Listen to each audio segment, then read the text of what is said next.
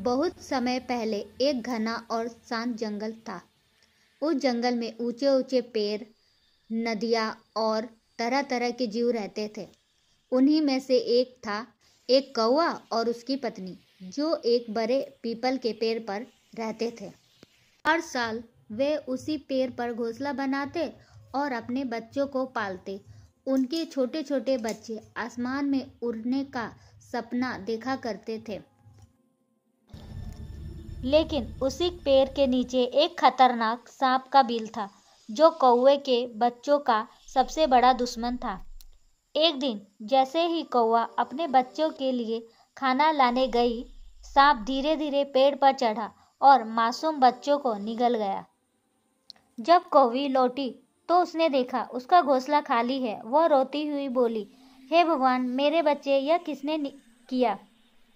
वह नीचे रहने वाला सांप, आखिरी बार उसे मैं नहीं छोड़ूंगी। कौवा दुखी होकर अपने दोस्त सियार के पास पहुंचा। सियार बुद्धिमान था। उसने कहा, भाई कौवा, ताकत से नहीं, अकल से काम ले।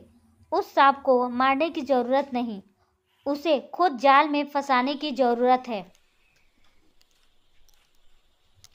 कौवा, कैसे भाई? सियार, राजमहल जाओ, वहां रानी नहाने जाती है। वह अपने सोने के गहने किनारे रखती है। तू बस वो माला उठाकर सीधे उस सांप के बिल में डाल देना, बाकी काम सैनिक कर देंगे। अगले दिन कौवा उतरता हुआ राजमहल पहुंचा।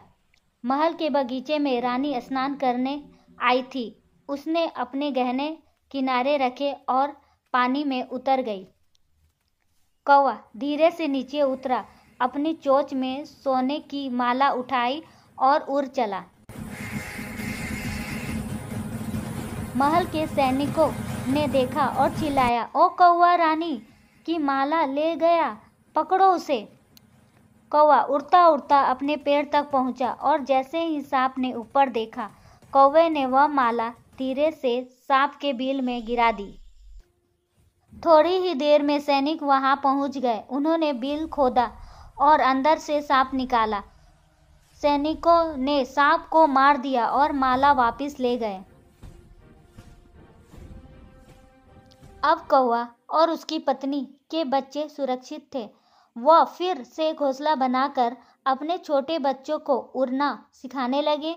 पूरा जंगल उनकी खुशी देखकर मुस्कुरा उठा।